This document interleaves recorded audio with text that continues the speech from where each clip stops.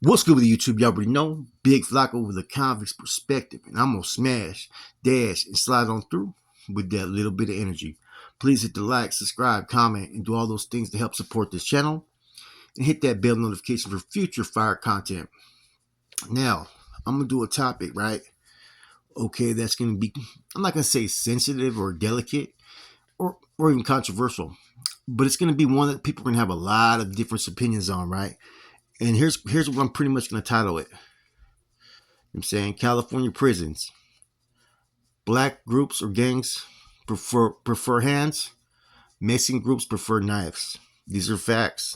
It's how the system always operated. Now, on a level 4 side, don't get me wrong, there'll be some African brothers, black brothers, or those that align with those groups that are ready to fucking put in that work, right?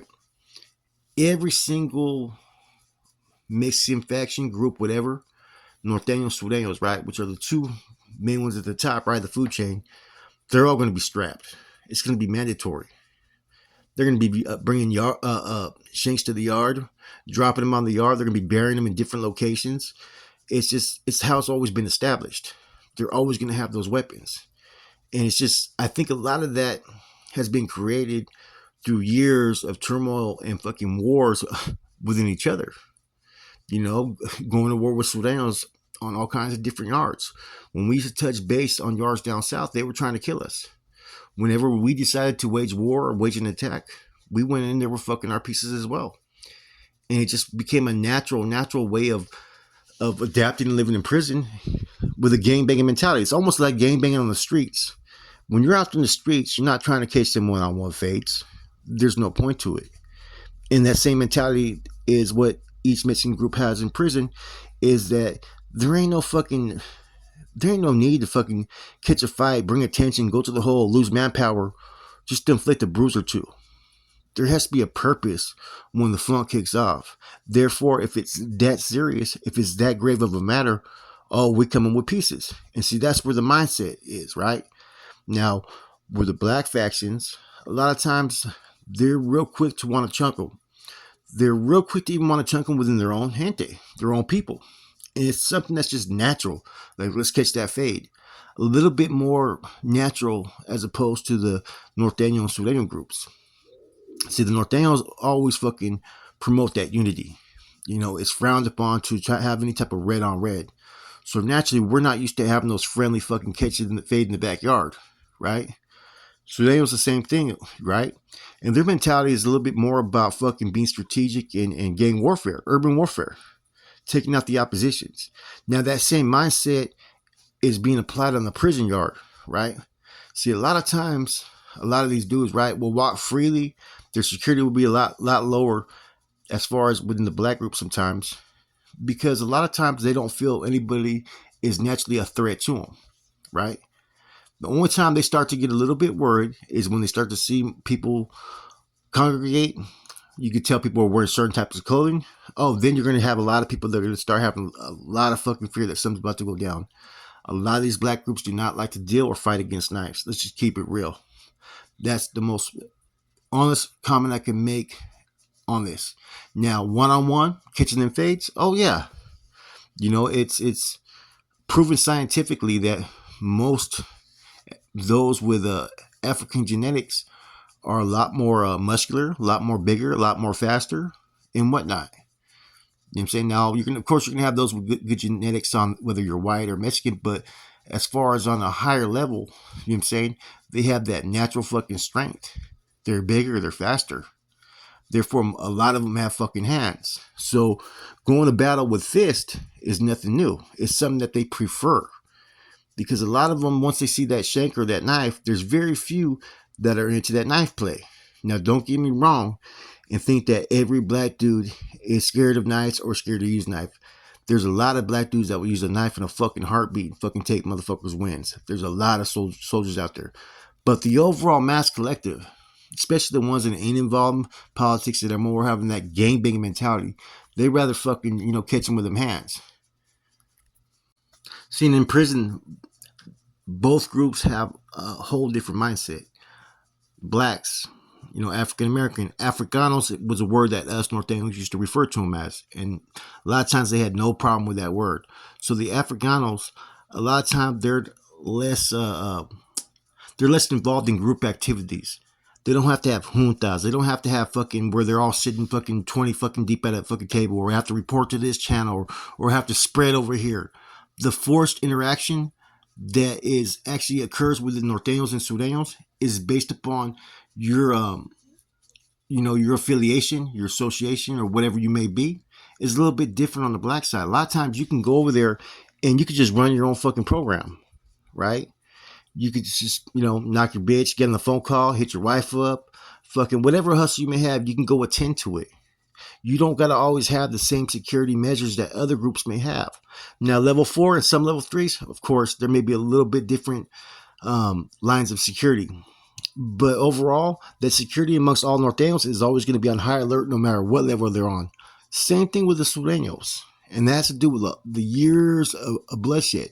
So the mindset for most Africanos is get to a prison, get my hustle on, adapt my program, let's focus here.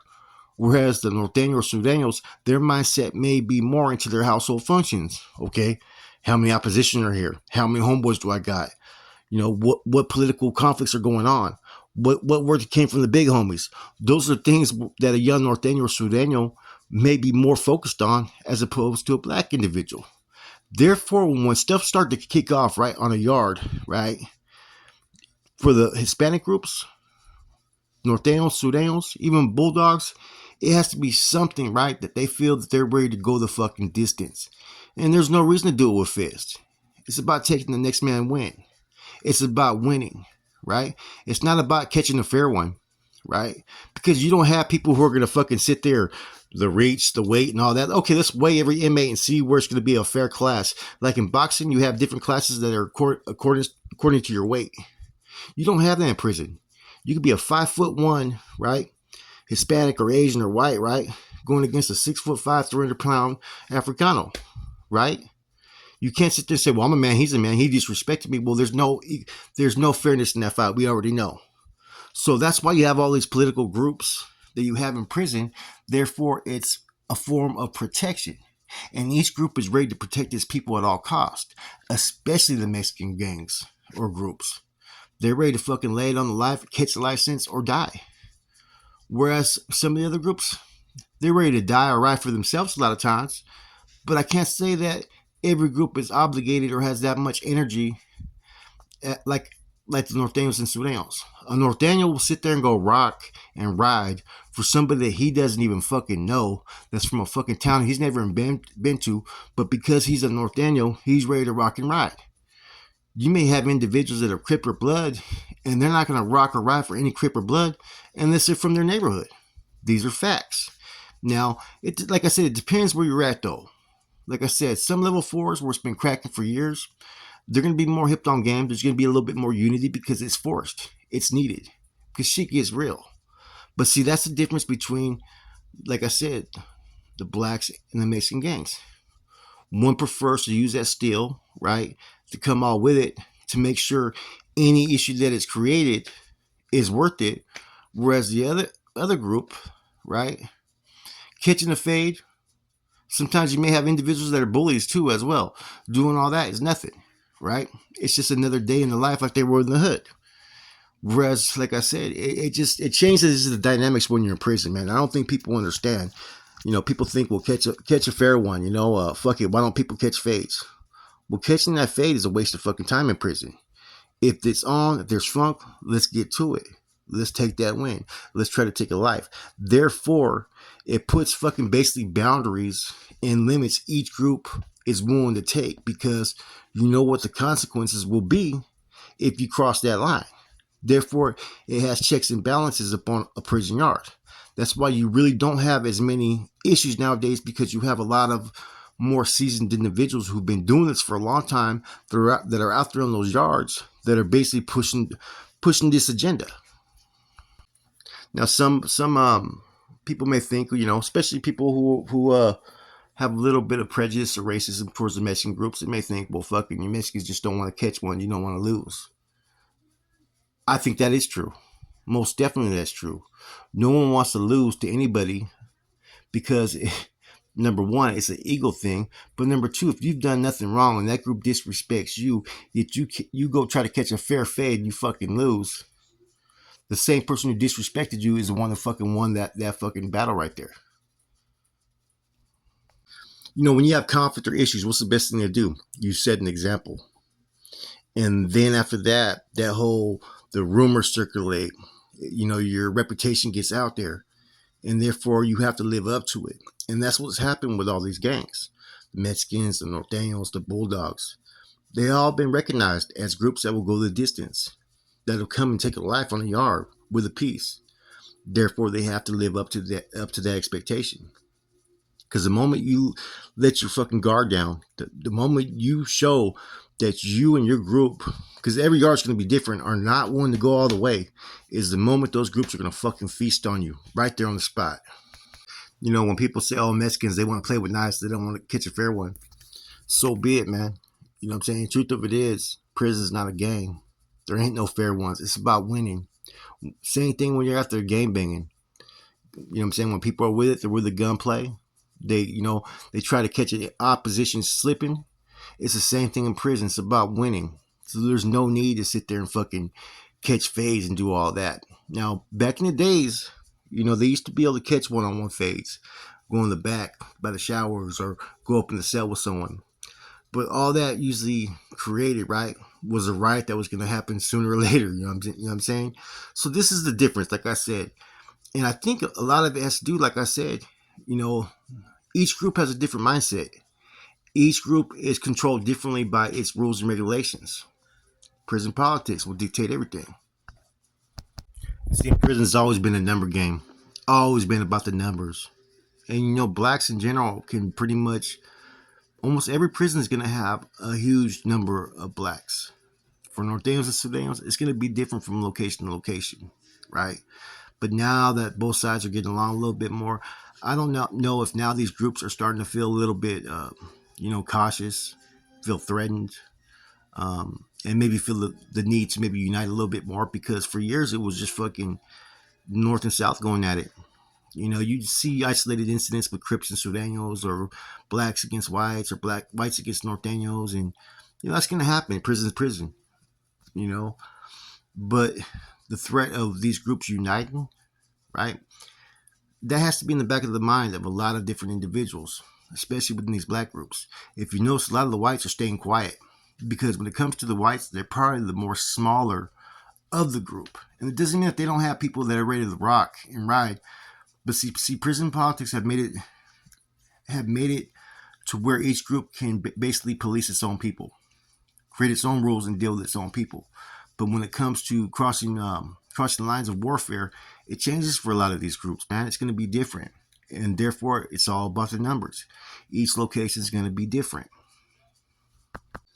Now, if anybody thinks because, if the North or South were ever to unite, along with the Bisas, that's game over for the Africanos, nah, it's not.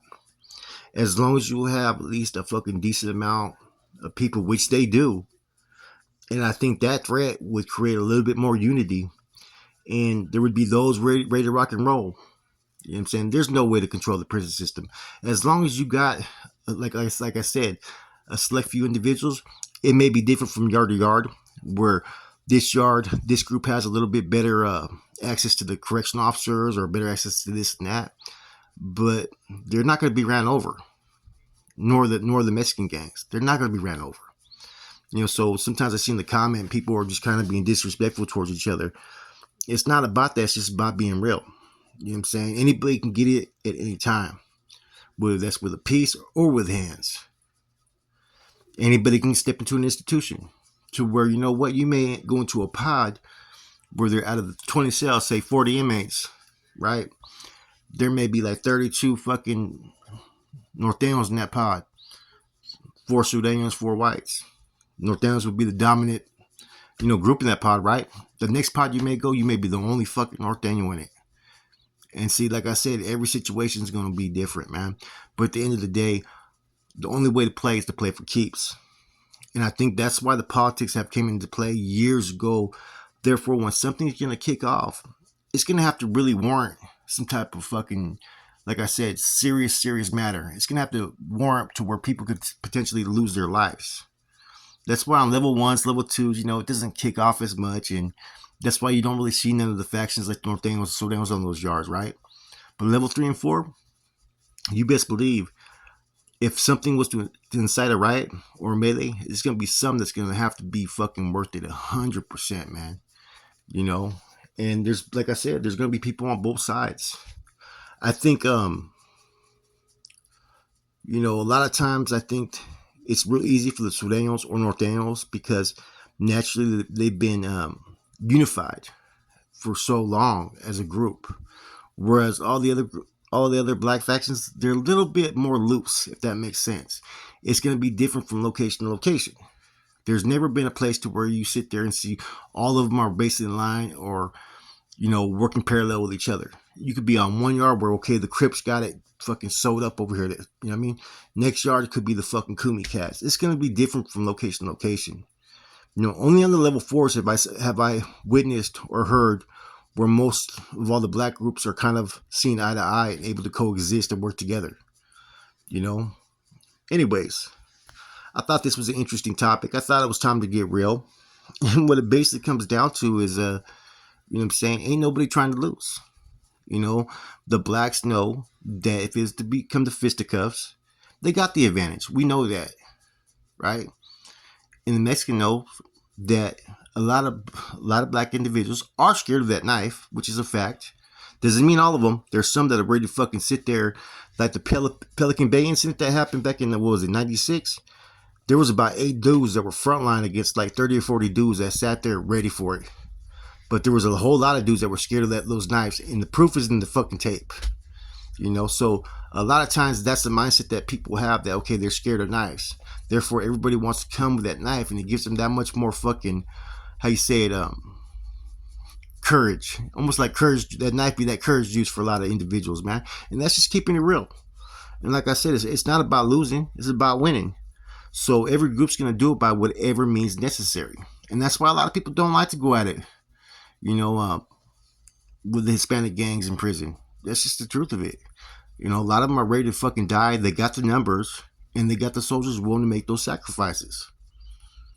Anyways, just something for you guys to think about, man. This is Flacco from a convict's perspective. My respects to everybody, black, Mexican, white, Asian. This isn't to fucking sit there and cause any type of fucking dissension or create division or disrespect. It's just a truthful statement and a truthful topic. With that said, I'm out.